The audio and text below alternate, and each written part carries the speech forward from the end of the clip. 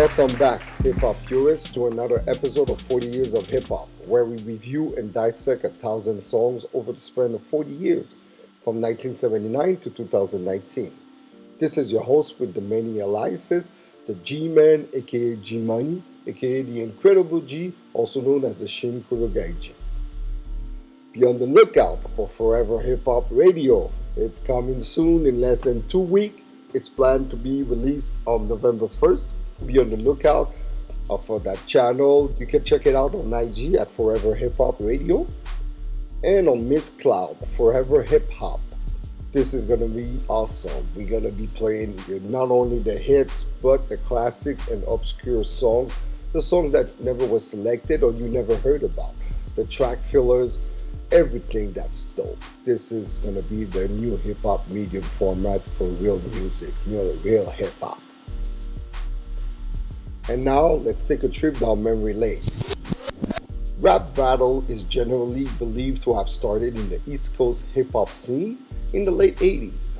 One of the earliest and most infamous battles occurred in December 1982 when Kool Moody challenged Buzzy B Starsky, and Buzzy B was defeated by the more complex raps of Kool Moody, which meant that no longer was an MC just a crowd-pleasing comedian with a slick tongue. He was a commentator and a storyteller, thus rendering Buzzy B's archaic format of rap obsolete in favor of a newer style, which KRS-One also credits as creating a shift in rapping in the documentary Beef.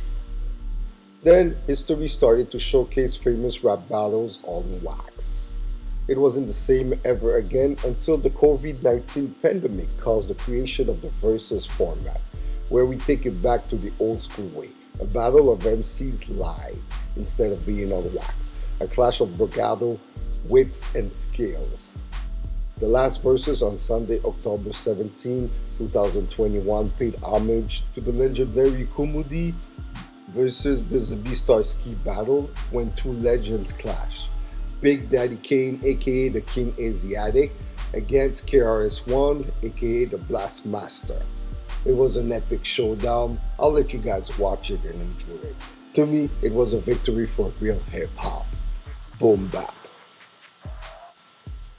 Be on the lookout for this week's episode on Friday by my partner in crime, Mr. Ron. He will review a native tongue classic song, Buddy, by De La Soul featuring Q-Tip, Five Dog, Queen Latifah, Money Love, and the JBs, the Jungle Brothers. The song is often cited as an example of an effective remix, one that includes a change of song lyrics or beat. In this case, both the original song's lyrics and the musical song receive a makeover. The 7-minute 12-inch remix version was clearly tailor-made for the dance floor and provided a striking contrast to the laid-back album version. This is a song that I would have also selected, but Mr. Ron beat me to it. Can't wait to hear his review on it. Today we'll be reviewing 2 songs in one shot for episode 93. Caterpillar by Ross the 5'9" featuring Eminem and King Green, and Caterpillar the Remix by Royce the 5'9" featuring Logic and King Green. It is one of the rare occasions where I couldn't split between an original track and its remix. Both versions are unique in their own way and similar because it's the same beat and concept, the kind of remix that doesn't change anything in the song, just the lyrics. A perfect example of a classic boom bap style beat delivered by 2 Detroit legends and a youngling's rap style that has been questioned by many fans and heads.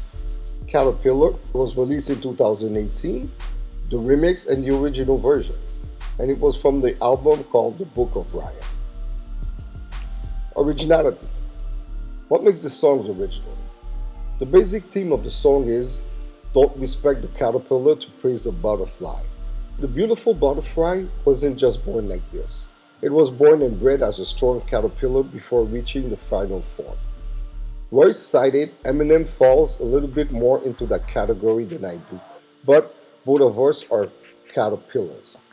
A lot of times you'll praise these new guys but gotta tear us down. But where do you think the style originated and came from? The song itself is addictive and amazing. The video is a black and white James Larice directed clip. where the rappers take turns with their fiery verses while the other remains standing in a stoic pose, taking in the boom bap beats to the fullest. The lyrics and video graphics imagery use a caterpillar vs a butterfly metaphor that addresses respect. And for all these reasons, for originality, I had to go with a 4.5 out of 5. Fun fact, the essential meaning of stoic is a person who accepts what happens without complaining or showing emotion, without apparent feeling or sensibility, with indifference to pleasure or pain, with calm fortitude. Courtesy of Discogs, AllMusic, Wikipedia, and Rolling Stones. Delivery, lyrics, and flow. Both Detroit legends spit some hefty bars over these hard-hitting carnival-like beats with this looseness, slaying the beat with their aggressive yet cool approach throughout the original song. As expected, they each give us something that is very lyrical. The wordplay they use is outstanding, and the flow they rap with is astonishing. Even Logic on the remix will face many criticisms. As a legitimate rapper that bites many styles, he impressed me on this one as a rapper. I never heard from him before. I went on to discover his discography and wasn't impressed at all. He sounds to me as a rapper that is searching for his style, but on this one he delivered perfectly, his best verse in his short career. He should stick to that style of rap. Royce sets us off over the screeching boom bap, delivering quick-witted bars at an intense rate on both versions of the track. As a hip-hop quotable, how could I go? The whole song is a quotable on both versions, So let's just start with the intro by Gil Scott-Heron. That's a classic spoken word.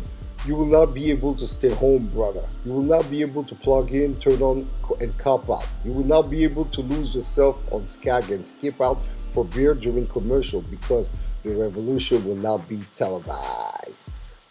And then you got as a post-chorus, ring the alarm, the caterpillar keeps firing. Oh, we in the war where butterflies keeps dying. Oh, that's by Royce, and it samples the Ring the Alarm by Tenor Saw, the classic reggae track. Verse 1 for Royce, you got, I'm a product of Parker Lewis and Kubiak. If I didn't do this, where in the fuck would you be at? See, there's a difference between us. What I spit, it hit arenas. You're drip from my penis. I eat lions and sip hyenas. You're number one when it comes to slaughtering mics. I'm trying to be number one in my song and dollar life. All you nigger, my little rapper babies, y'all my children, y'all bit my shit and contracted rabies. Don't you grade me next to these rappers, baby. That's degrading. My style got so many different facets. I switch into so many different passions. I'm skipping class to be fascinated. My pen is like Big Ben, this shit just a classic waving. Your favorite rapper come at me, I just decapitate him. I hate congratulating these as being who at their highs. These rappers only won their matches because they strategize. I bring Atika to these patterns, and here's my battle cry. Yo, man, that's so sick. Royce is hungry as a wolf, On verse 2, you got, hold up, wait a minute. Guess what I'm gonna never do? Show some respect to you. That I feel like we're friends, so now we're no longer competitors. That could be the death of you. Never let someone who's not as smart as you gas you up and tell you something you never knew. Always stay professional. You're always gonna make revenue. Don't let people next to you that don't want the best for you. It's completely normal to hold on to a regret or two. I do what I do, they do what I let them do. Everything these niggas be saying is a fucking lie. It's nothing I can say that is Willer. Remember when you praising the butterfly, don't you ever disrespect the fucking caterpillar. And to finish it, the first two verses were Royce and you got M on the last one, but M's verse is so long. I'm gonna just hit you with two excerpts, It's like, you're looking at Attila, the psychopathic killer, the caterpillar. Don't tell me when I'm supposed to rap until, especially when your favorite rapper ain't even half a zill. A savage still, the track's gonna banana peel, attack of the silverback gorilla. You're having a little trouble fathoming. This is actually happening. Like Anderson Silverback when he snapped his shin in half and then had the shit hanging by a flap of skin after he tried to plant the shit back on the mat again. Pad to pen, I'm batty like eyelids when they're blinking a lot. You copy me, but you're not. You can be butterflies. My offsprings are just smart. I see that I'ma squash it and rip the wings it off. Yo, when you reference it to Randy Silver, that famous fight when you just broke his ankle, man, his leg. And then another excerpt, since the Eminem's verse is so long, it's sad because dad taught you to rap as a damn toddler. My dad is your grandfather, I'll have to rehatch on you. Come back as a black wasp. Half yellow jacket, you can't swat a Sasquatch, then sing on top of an ant, triple it and stomp it, smash it and stand on it, damn it, I can't stop it. The rap is a bag and I'm going in like a temple in this bridge. It's a manslaughter, stomping out grasshoppers, you can't be no rap gods. In fact, you're exact opposite. You make a wax song and can't hold a candle, but even Daniel Sen wax up.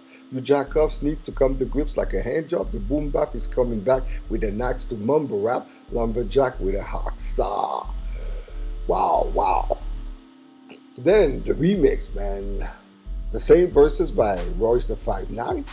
It's just, you got Logic that pitches in instead of Eminem when he says, yeah, sold 250,000 records in my first week and BT still don't want to let me perform. Maybe it's cause my pigment, maybe I'm being ignorant. Maybe it's all figment of my imagination and exaggeration exacerbates that I'm the illest. Yes, how many are willing to kill us with the realest? That's why they feel us the best. But I don't give a fuck about this rap shit. No, really tough. Shitting on a brother I should love, man. That's silly, yo. Fuck all this division and lyrical incision. It's time to unify because hip-hop is beautiful. It's you and I, and it doesn't discriminate if you're black or white, or you're Christian or Muslim, if you just love him and put nothing above him.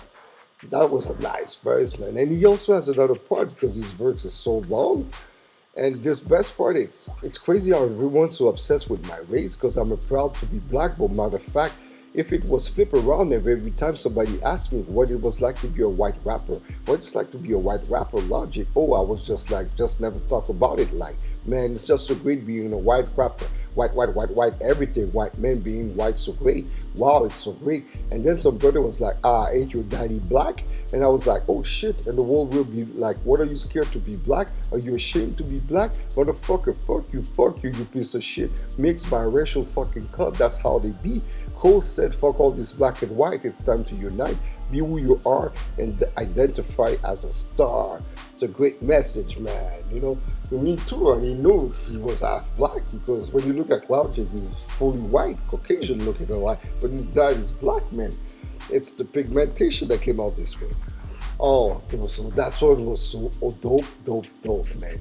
And you got King Green that's doing the chorus, man. The chorus is so ill too. On the chorus, he goes by this right here for the number one. Number one's here with your number one. You ain't number one, just another one. Now everybody's saying that the number one. Kid think your number one quit. Number one song, get your number one chick. Number one fly with your number one kick. When it's all done, then your number's gonna switch. Oh. For this reason, I have to go with a perfect score of 5 out of 5. The lyrics, courtesyofgenius.com. Drum roll, please. Here's my top 5 Royce the 5'9" song. You got Fubu featuring Conway the Machine. It's on the Allegory album that came out in 2020. Then you got the song Woke. That's from the Book of Ryan in 2018. And you also got the song that we're reviewing as number 3, Caterpillar from the Book of Ryan in 2018. Then you got Boom, his first major single from the Rock City 2002 first debut album. And then you got the song, one of my favorites, it's called Wisdom. It's from the Bar Exam 4. It's a mixtape that came out in the early 2000s. So this was my top 5 Royce the 5'9" song. Production and beat. What makes this good or bad? The song and remix finds Royce and M Logic rapping over an organ-driven boom-bap old-school instrumental beat courtesy of S1. It's a vast departure from what we're used to hearing M spit over, but Slim Shady is nothing but resourceful on the ill beat. The beat is made up from scratch, no sound sample except lyrical voice sample used on the beat. Notes about the producer. S1, he's a platinum-selling producer. His name is S1, aka the Symbolic One, and has worked with many musical artists as well as being one of the core members in singer Erykah Badu's electronic band, the Cannabinoids. Prominent collaborations include Kanye West's Power from the Grammy-winning album My Beautiful Dark Twisted Fantasy, and Beyoncé's Best Thing I Ever Had of her album 4. Both tracks certified platinum. He also worked on West's Grammy-nominated album Yeezus and Watch the Throne, a joint project with Jay-Z. As half of the duo The Dividends with Dallas-based singer-songwriter Sarah Jaff, S1 co-wrote. He also worked on the Madonna album Rebel Heart. He's also signed to Kanye West's Very Good Beats production team as a producer. And the other producer of the track, because it was produced by S1 and Epic, a multi-platinum music producer and songwriter. Epic Pro was born and raised in Chicago, Illinois, and grew up surrounded by music. His production credits include Bryson Tyler, Little Yachty, Skylar Grey, Eminem, Hardison, Fontaine, A-Track, ZZ Ward, Sci-Hi the Prince, Tamar Braxton, Royce the 5'9", Cardi B, Lil Durk, YBN Corey D, YBN Almighty J, and Quavo, Big Sean, Camila Cabello, J. Cole, to name a few.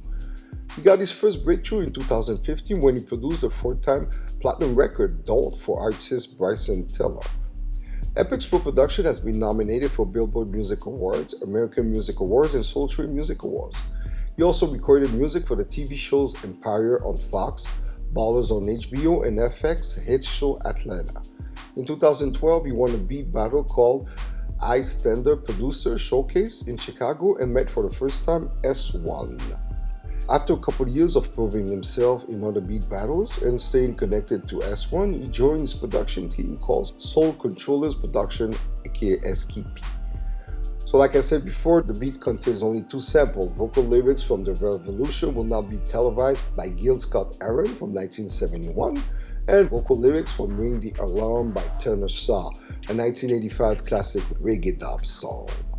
And for all these reasons, I had to go with a 4.75 out of 5 for the beat. Again, courtesy of whosample.com for the information and samples.